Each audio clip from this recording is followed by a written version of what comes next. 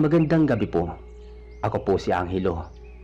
Ang kwentong ibabahagi ko ay karanasan namin noon na kahit matanda na ako ngayon ay hindi ko pa rin makalimutan ang gabing muntik nang magwakas ang buhay namin magkakaibigan dahil sa isang nilalang na noon ko lang nakita. Isang gabunan na mas malakas at mas matikas pa sa lahat ng aswang na napagkwentuhan ko sa baryo namin. Taong 1978 sa isang liblib na bahagi ng Leyte, doon nagsimula ang lahat. Tahimik na baryo iyon sa umaga, puro huni ng ibon at kaluskos ng kawayan. Pero sa gabi, may mga bulong na hindi dapat marinig ng kahit sinong tao. Si Isagani ang tinatawag ng lahat na mandirigma ng baryo. Isang lalaking may tikas, tapang at lakas na parang hindi pangkaraniwang tao. Marami siyang laban na nalagpasan laban sa mga aswang at nilalang na gumagala tuwing kabilugan ng buwan. Si Melchor naman ang matalik niyang kaibigan, may pagkapilyo pero matapang. Si Agnes at Vilma, magkapatid na tahimik lang ngunit may matalas na pakiramdam sa kakaibang presensya. At si Mang Nestor, ang pinakamatanda sa baryo, ang parang tagabantay ng lumang kaalaman. Noong gabing yun, madilim ang langit at parang mabigat ang hangin. Hindi pa man bumubuhos ang ulan, ramdam na namin ang kakaibang lamig. Nasa kubo kami ni na Melchor dahil may narinig kaming kaluskos sa likod ng nyugan. Sabi ni Melchor, "Gani, may nararamdaman ako." Sumagot si Isagani, hindi tumingin sa amin, nakatitig lang sa labas. "Masyadong tahimik. Para sa ganitong oras may dumarating."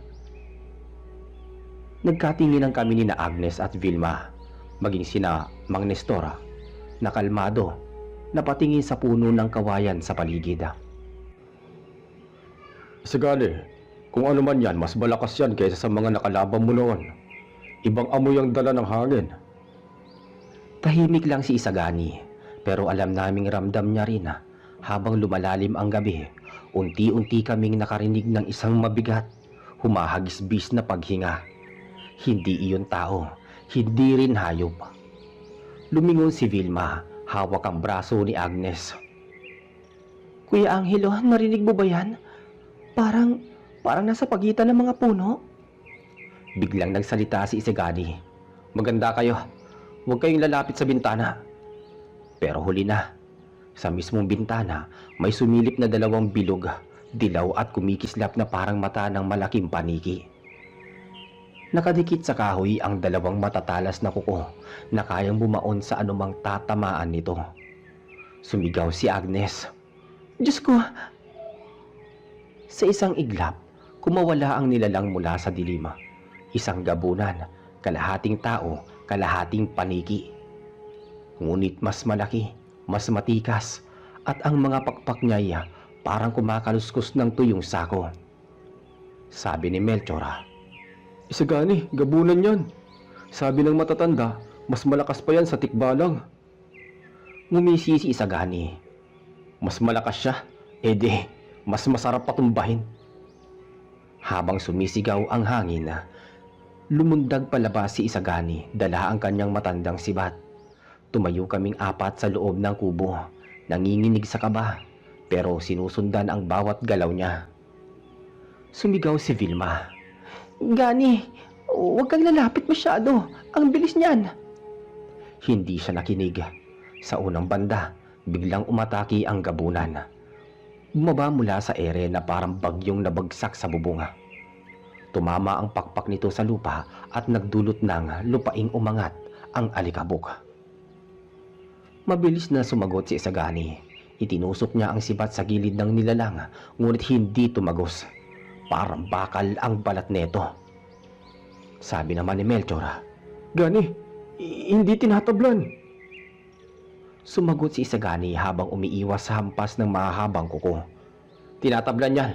Kailangan lang ng tamang lugar." Sa puntong yon, lumabas na rin si Mang Nestor. May dala siyang lumang bote ng langis na may kakaibang amoy. "Isagani, dito mo ibuhos. Ibuhos mo to sa sibat mo." Kinabig ni Isagani ang sibat. Mabilis niyang binuhusan ng langis at nagbaga ang dulo nito na parang pinainit na apoy. Pero bago pa man ulit makalapit si Isagani, umikot ang gabunan. Kumampay ng malakas ang pakpak at naglabas ng sigaw na parang pinaghalong baboy at paniki at ng tao. Nanginginig si Agnes. Kuya, parang hindi natin kakayanin yan. Huwag kang bibitaw.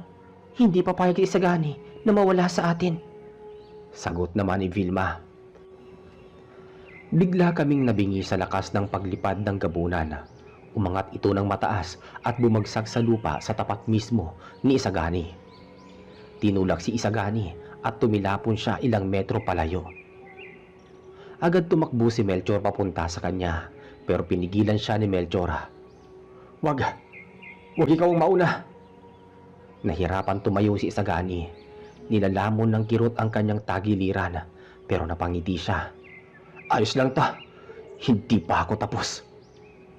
Bumalik siya sa gitna ng bakuran, hinarap ang gabunan at tinayo ang nagbabagang sibat. Tumigil ang hangin, parang nakatingin ang buong kagubatan, at sa isang iglap, sumugod ang gabunan. Mas mabilis pa kaysa kanina. Hinampas niya ang lupa at gumulong si Isagani para umiwas. Ngunit bago pa man makalayo, hinila siya ng nilalang gamit ang mahaba nitong kuko. Napasigaw naman si Agnes. Umikot ang gabunan at itinaas si Isagani sa ere, saka ibinagsak sa lupa. Narinig namin ang tunog ng pagbali ng kahoy at paghampas ng katawan. Nanginginig kami sa takot, pero tumindig pa rin si Isagani. Hindi mo kami mauubos dito, hindi ngayon. Parang nagalit ang gabunan. Dahan-dahan itong naglakad palapit, parang may balak na tapusin siya. Sumigaw si Mang Nestor. Sagani sa leeg! Doon siya mahina! Agad kumilo si Isagani. Nang tumalon ang gabunan para sunggaban siya, isinagad niya ang sibat pataas at tumama ito sa leeg ng nilalang. Nagliyab ang balat ng gabunan. Tumili ito ng napakalakas. Nanginginig naman ang lupa. Nagkalat ang mga tuyong dahon. Pilit nitong tinanggal ang sibat, ngunit lumalalim palalo. Nang huminto ang sigaw ng nilalang, dahan-dahan itong bumagsak. Umuga ang lupa nang tumama ang katawan nito. Humahango si Isagani, halos hindi makatayo. Lumapit kaming lahat. Sabi naman ni Melchor, Gani, ayos ka lang ba? Ngumiti si Isagani kahit hirap huminga. Oh, konting pahinga lang. Ang tigas din ng ulo ng gabunang yon. Tumulo ang luha ni Agnes sa sobrang pagod at takot. Salamat, akala namin wala ka na. Tinapik ni Isagani ang balikat niya. Hanggat nandito ako, lalaban ako, sagot niya. Pero bago pa man namin maisip na tapos na ang lahat, biglang umalo ng hangin mula sa kagubatan. Hindi pa kami sigurado kung iyon ay hangin lang o may isa pang nilalang na paparating. Humupa na ang alikabok sa paligid ng tuluyang bumagsak ang gabunan, pero hindi pa rin kami nakahinga ng maayos. Nakatingin lang kaming lahat sa direksyon ng gubat, kasi yung malamig na hangin na biglang umalon mula roon, ibang klaseng lamig yun. Hindi pangkaraniwan. Para bang may tumawid na presensya na hindi namin nakikita, pero ramdam ng balat namin. Si Vilma ang unang nagsalita. Humigpit ang hawak kay Agnes. Kuya Angelo, bakit parang may malapit pa? Saglit lang pero ramdam naming tumigas ang panga ni Isagani. Kahit sugatan siya, agad niyang kinuha ulit ang sibat na may natuyong langis sa dulo. Sabi naman ni Melchor, Gani, teka, hindi ka pa nga nakakabawi. Mauubos ka kapag mag-isa ka. Saglit tumingin si Isagani kay Melchor. Hindi ko kailangan maging buo para makipaglaban. Kailangan ko lang tumayo. Habang nag-uusap sila, napansin ko na gumagalaw ang mga dahon sa gilid. Hindi dahil sa hangin, kundi dahil may mabigat na humahakbang. Mabagal, dahan-dahan, para bang pinapakiramdaman kami. Hindi yung gabunan, ibang kilos eh.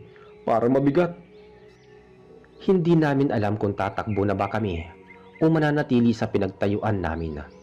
Bawat segundo tumitindi ang kaba. Mga ilang hakbang mula sa ilaw ng lampara, may dumungaw na anino. Mahaba, biluga ng balikat at parang sobrang lapad. Hindi pa namin nakikita ng buo pero ramdam namin agad. Hindi iyon ordinaryong hayop. Parang kinurot kami ng malamig na hangin. Nagpakawala ng mababang ungol ang anino. Hindi iyak, hindi huni.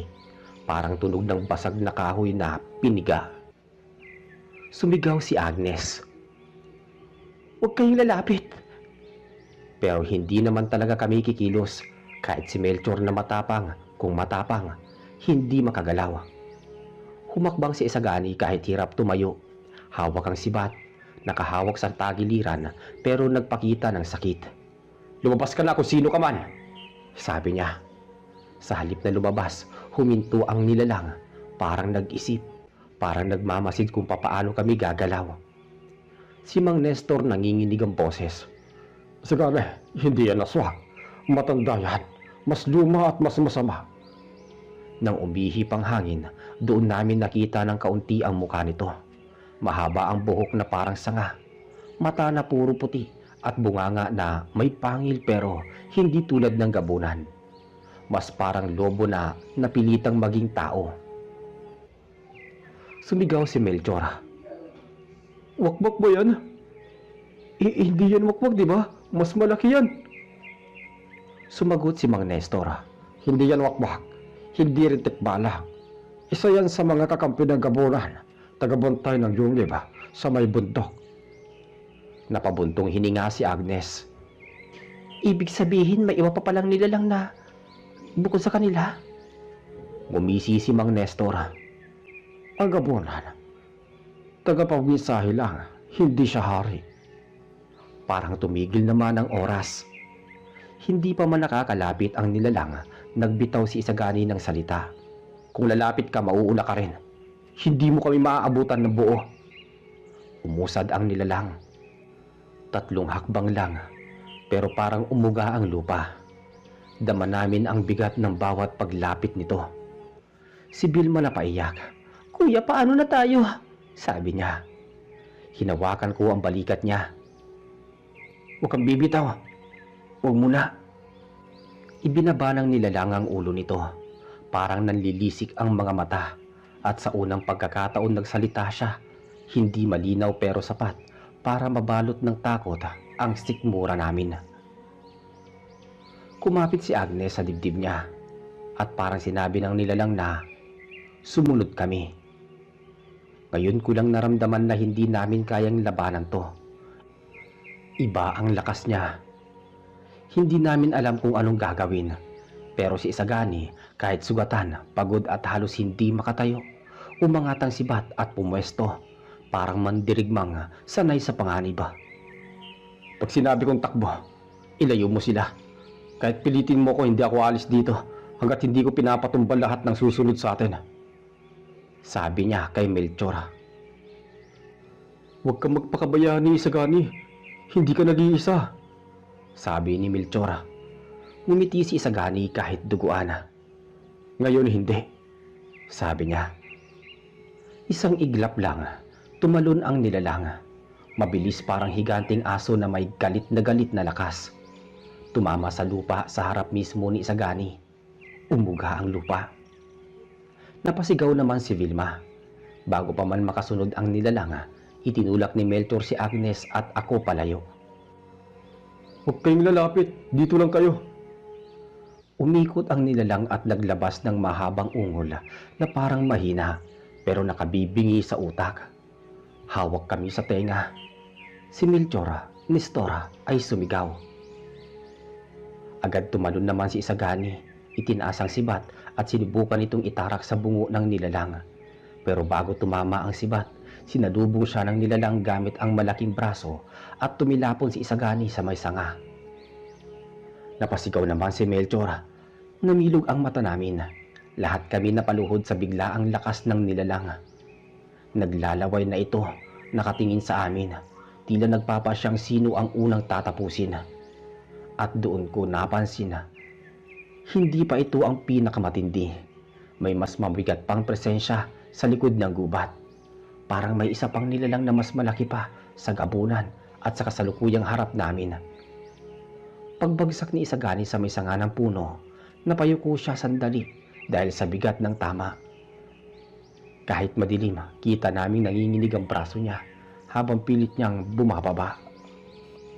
Si Melchor agad ang tumakbo para saluhin siya.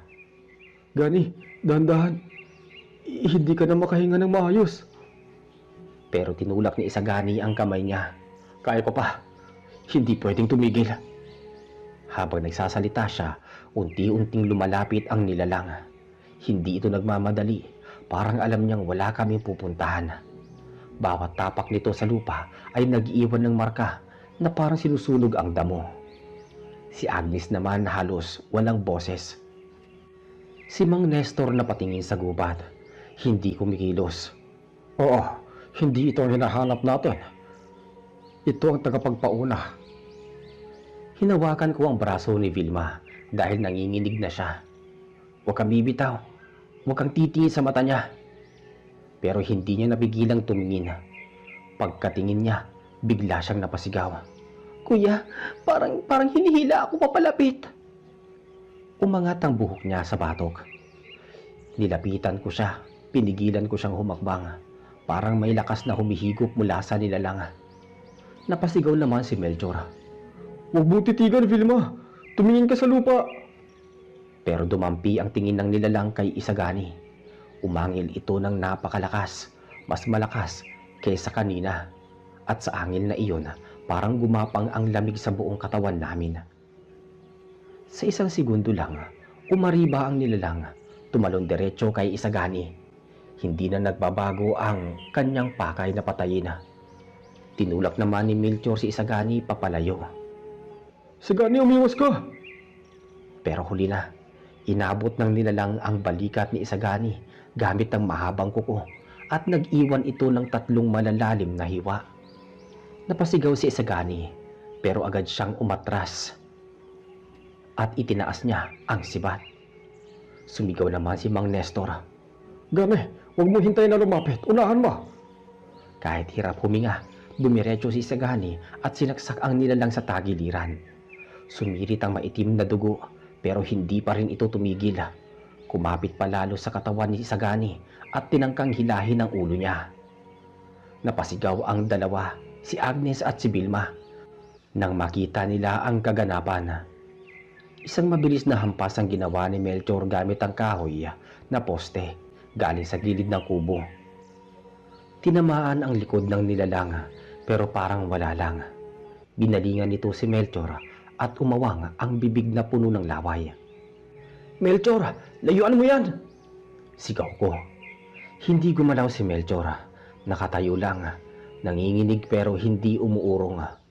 Habang nakadikit ang nilalang kay Isagani, mabilis na binuhos ni Mang Nestor ang laman ng isa pang maliit na bote sa sibat. Dahan-dahang nagbabaga ang sibat ulit at naglabas ng usok. Sabi ni Mang Nestor, Isagani sa dibdib, sa mismong gitna. Sa isang iglap, may lakas na parang hindi niya dapat kaya. Iniangat ni Isagani ang sibat at sinaksak ang dibdib ng nilalang ng buong pwersa. Tumagos ito at doon nagsimulang manginig ang katawan ng nilalang. Nagpakawala ito ng malalim na ungol, masakit, sabog, puno ng galit at takot. Dumiin ang sibat. Nagliyab ang balat sa paligid ng sugat. Ibinagsak ng nilalang si Isagani at umatras ng pabagsak sa lupa. Humandusay ito at nanginginig pa. Pero hindi pa patay. Umaangat pa ang dibdib nito. Lumapit si Mang Nestor nakatitig dito. Hindi pa patay yan. Pero hindi na makakalakad ng matagal. Ang tanging papatigil dyan, yung nilalang na nasa loob ng gubat. Humigpit ang hawak ko kay Vilma. Anong ibig niyo pong sabihin, Mang Nestor? Na darating yun dito? Tumango si Mang Nestor, mabagal at mabigat. Oo, papunta na. At mas malakas pa sa gabunan at sa nilalang na ito. Doon na namin narinig, mula sa pinakaloob na bahagi ng gubat, may dumagundong na tunog. Hindi hakbang, hindi lipad. Para siyang malalaking kahoy na nagigiba isa-isa. Si Vilma napahawak sa dibdib niya. Kuya Angelo, parang lumalapit na yung pinakamalaki. Si Agnes naman nakapikit. Hindi tulad ng ibang nilalang, parang hindi na galing sa lupa. Ibang klaseng presensya. Si Melchor napatingin kay Isagani. Isagani, kaya mo pa ba? Tumingin si Isagani sa amin isa-isa. Pawis, dugo at hirap makita sa mukha niya. Pero matatag pa rin ang mata.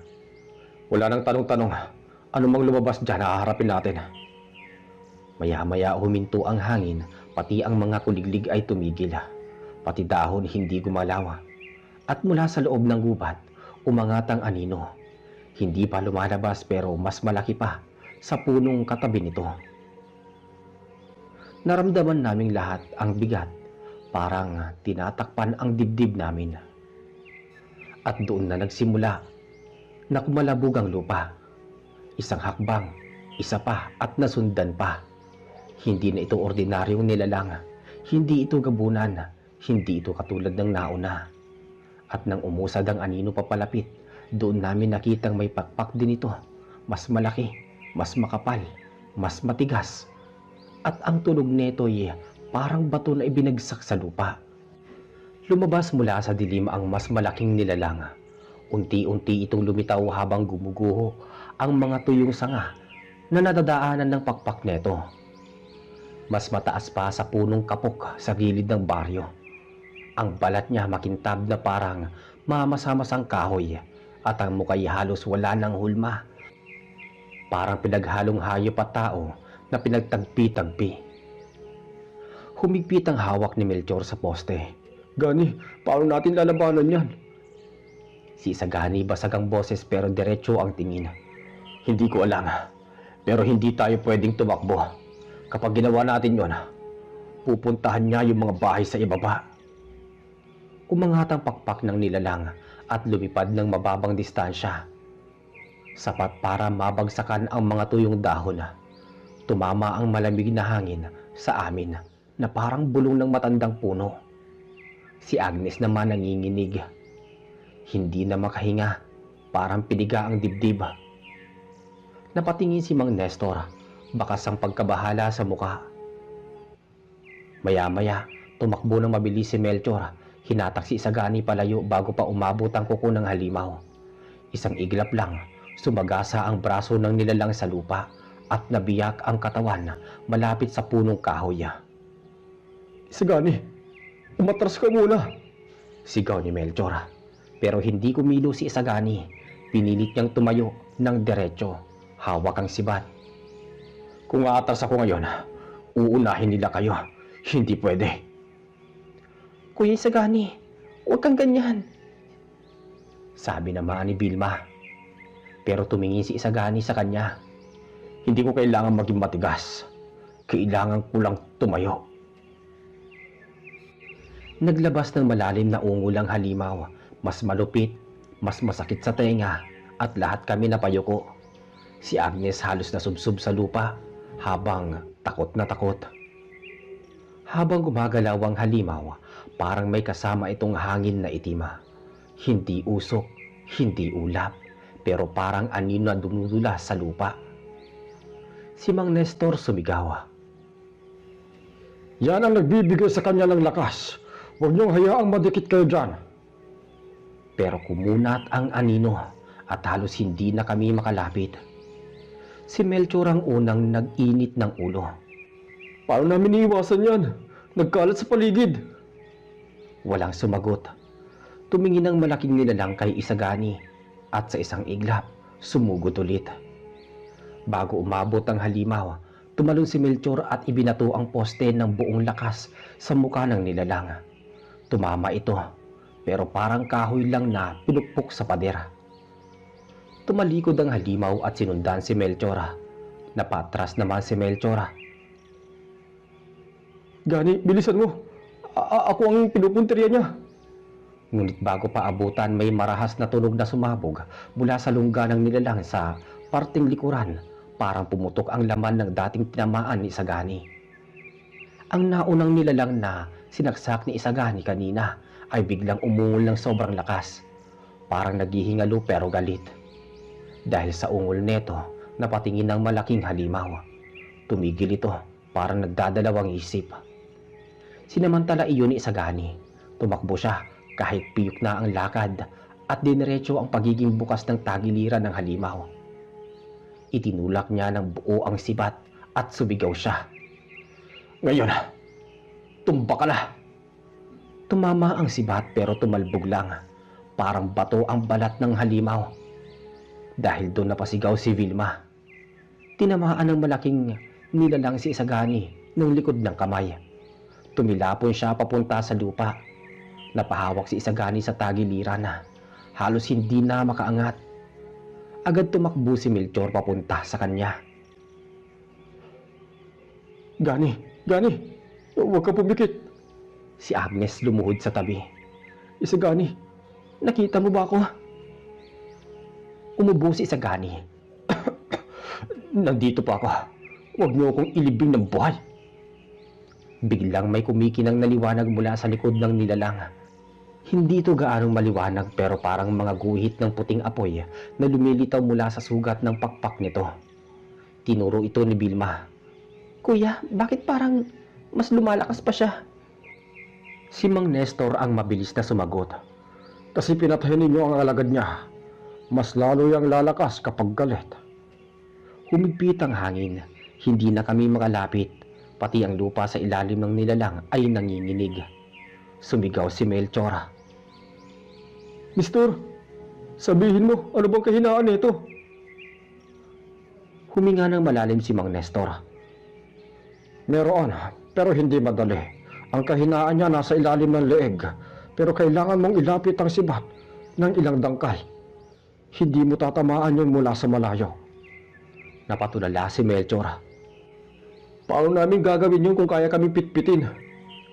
Sabi niya. Tumingin si Isagani sa kanila kahit hirap huminga. Melchor, tulungan mo ko. Tulungan mo ko tumayo.